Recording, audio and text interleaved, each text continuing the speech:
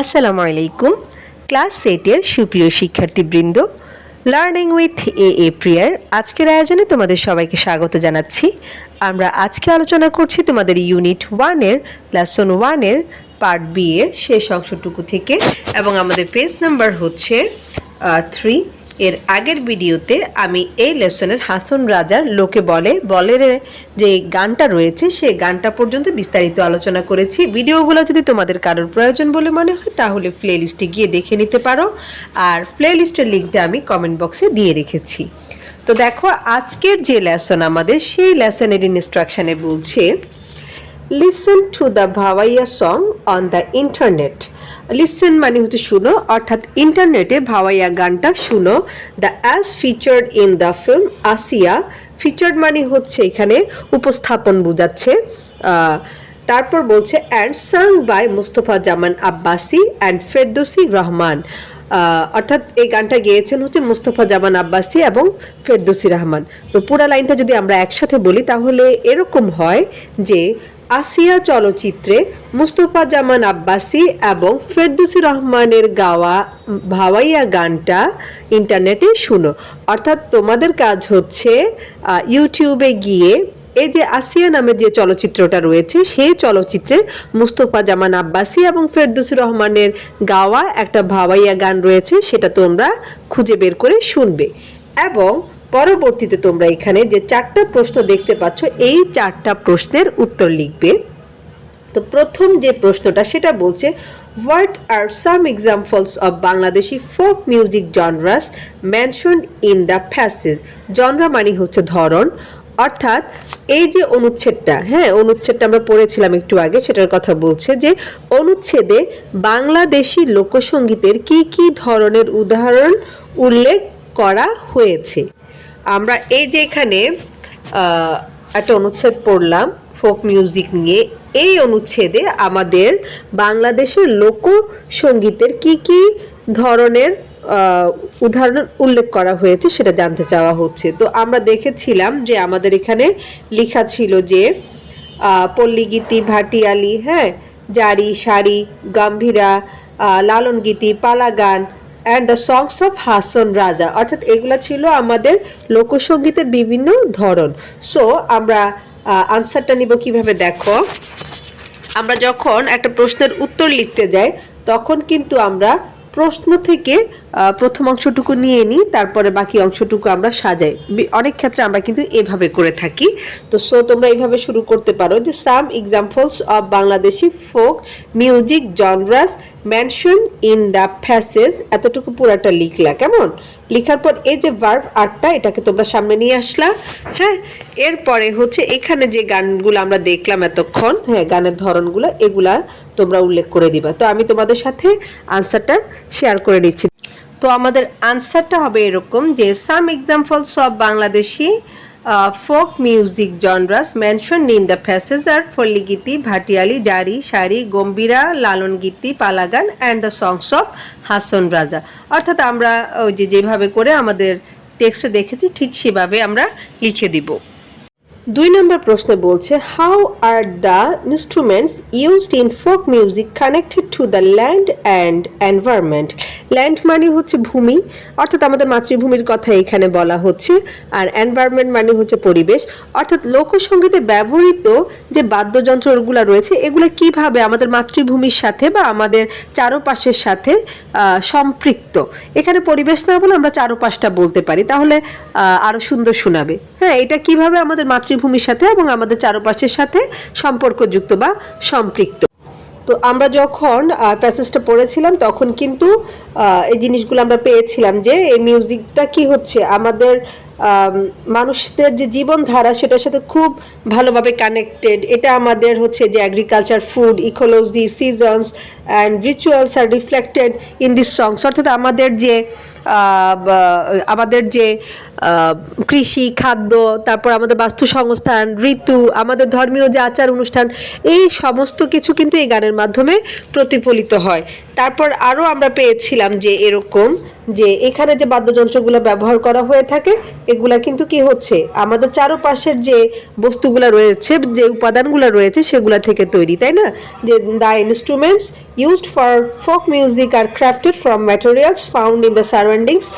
তারপর বলছে animal skin, bamboo, calabash are common examples. অর্থাৎ এই যে আমরা পশুর চামড়া, বাঁশ, তারপর হচ্ছে লাউয়ের খোলস, এসবের ভিতর থেকে আমরা কিন্তু বা এইসবের মাধ্যমে আমরা কিন্তু আমাদের এই ধরনের বাদ্যযন্ত্রগুলা তৈরি করে থাকি। হ্যাঁ, তো এই যে কথাগুলা এগুলাকে তুমি এখন তোমার মতো করে সাজিয়ে আনসারটা লিখবা। তো এটার আনসারটা একটু বড়, তো আমরা এখান থেকে শুরু করতে পারি যে the instruments used in folk music. হ্যাঁ, এখান থেকে শুরু করতে পারো। তো যে এগুলা হচ্ছে কি আমাদের ন্যাচারাল যে বা প্রাকৃতিক যে উপাদানগুলো রয়েছে যেটা আমাদের আশেপাশে রয়েছে, হ্যাঁ, সেখান থেকে আমরা পাই। তো ওই কথাগুলাই, অর্থাৎ যেগুলো এতক্ষণ আমি হচ্ছে টেক্সটে দেখালাম সেগুলো এখানে একটু সাজিয়ে লিখবে এভাবে যে the instruments used in folk music are made from natural materials found in the surroundings. Surroundings মানে হচ্ছে আশেপাশে, অথবা যদি কেউ একটু অন্যভাবে লিখতে চাও সে সারাউন্ডিংয়ের পরিবর্তে লোকাল এনভায়রনমেন্ট লিখতে পারো। হ্যাঁ, এটা একটু বেশি সুন্দর দেখায় আর কি। সারাউন্ডিং কথাটা তো সবাই লিখে, তো সেক্ষেত্রে তোমরা একটু লোকাল এনভায়রনমেন্ট লিখলে আর একটু সুন্দর শোনাবে। তো such as animal skin, bamboo, wood, clay and calabash. তো আমি এখানে অ্যানিম্যাল স্কিনের কথা লিখেছি যেহেতু আমাদের বইয়ে সরাসরি অ্যানিম্যাল স্কিন আছে। তো তোমরা চাইলে কিন্তু এখানে অ্যানিম্যাল স্কিনের জায়গায় শুধুমাত্র লেদার কথাটাও ব্যবহার করলে পারবা। হ্যাঁ, লেদার মানে হচ্ছে চামড়া। তো বইয়ের মধ্যে যেভাবে আছে সেভাবেও সরাসরি তোমরা বসাতে পারো, কোনো সমস্যা নেই। তো অর্থাৎ এই যে ফোক মিউজিকের বাদ্যযন্ত্র তৈরি করার জন্য বা লোকসঙ্গীতের বাদ্যযন্ত্র তৈরি করার জন্য যে সমস্ত উপাদান পাওয়া যায় সেগুলা কিন্তু আমাদের চারপাশ থেকেই পাওয়া যায়। যেমন হচ্ছে কি প্রাণীর চামড়া, বাঁশ, কাঠ, মাটি এবং লাউয়ের খোলস। এরপর বলা হচ্ছে যে the sounds they produce are deeply connected to the land they come from. অর্থাৎ এই যে বাদ্যযন্ত্রগুলো রয়েছে, হ্যাঁ, এগুলোর মাধ্যমে যে শব্দ তৈরি হয় বা যে সুরের সৃষ্টি হয় সেগুলা হচ্ছে তারা যে এলাকার বাসিন্দা তাদের সাথে খুব গভীরভাবে সম্পৃক্ত। Our agriculture, food, ecology, seasons and rituals are reflected in this song. আমাদের এই যে কৃষি, খাদ্য, বাস্তুসংস্থান, ঋতু, আমাদের ধর্মীয় আচার অনুষ্ঠানগুলো এখানে প্রতিফলিত হয়, এগুলোর মাধ্যমে প্রতিফলিত হয়। Thus the instruments used in folk music connected to the land and environment. আর এইভাবে লোকসঙ্গীতের বাদ্যযন্ত্রগুলো আমাদের মাতৃভূমি এবং আমাদের পরিবেশের সাথে সম্পৃক্ত। হ্যাঁ, তো এইভাবে করে তোমরা এটার আনসারটা লিখতে পারো। What happens to folk music as people move to cities and villages changes? অর্থাৎ এই যে মানুষজন যে শহরমুখী হচ্ছে এবং গ্রামের যে পরিবর্তন হচ্ছে এটার কারণে আমাদের লোকসঙ্গীতের ক্ষেত্রে কি ঘটছে, হ্যাঁ, লোকসঙ্গীতের কি হচ্ছে আর কি সেটা জানতে চাচ্ছে। তো সেটাও আমরা দেখেছি যে আমাদের লোকসঙ্গীতের যে ব্যাপারটা সেটা ধীরে ধীরে কিন্তু হারিয়ে যাচ্ছে বা মলিন হয়ে যাচ্ছে আগের চেয়ে, তাই না? এই যে এখানে আমরা দেখেছিলাম as people migrate to cities and villages transform, these traditional tunes are slowly fading. হ্যাঁ, তো এই আনসারটা তোমরা লিখতে পারো এইভাবে। এটা তোমরা এখান থেকে শুরু করতে পারো যে as people move to cities and villages changes, এতটুকু লেখার পর তারপর লিখতে পারো যে traditional folk music gradually declines or slowly faded. তো গ্র্যাজুয়ালি ডেক্লাইন্স মানে হচ্ছে ধীরে ধীরে ক্ষয় হয়ে যাওয়া, আর স্লোলি ফেডেড মানে হচ্ছে ধীরে ধীরে মলিন হয়ে যাওয়া। তো গ্র্যাজুয়ালি ডেক্লাইন্স অথবা স্লোলি ফেডেড যে কোনো একটা তোমরা লিখবা।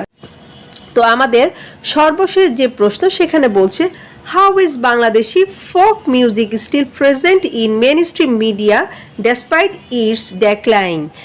অর্থাৎ ক্রমান্বয়ে ক্ষীণ হয়ে যাওয়া সত্ত্বেও বা ধীরে ধীরে কমে যাওয়া সত্ত্বেও বাংলাদেশি লোকসঙ্গীত এখনও কিভাবে মূলধারার গণমাধ্যমে উপস্থাপিত হয়, তো এই ব্যাপারটা আমাদের কাছ থেকে জানতে চাওয়া হচ্ছে। তো এই ক্ষেত্রেও আমরা দেখেছি, দেখো যে এটা হচ্ছে এখনো কি হয় আমাদের যে মেইনস্ট্রিম মিডিয়া এবং মিউজিক অ্যালবাম রয়েছে সেখানে কিন্তু ফোক মিউজিক ব্যবহার করা হয়, তাই না? এই যে এই লাইনটাতে যে folk music still finds its place in mainstream film and music albums.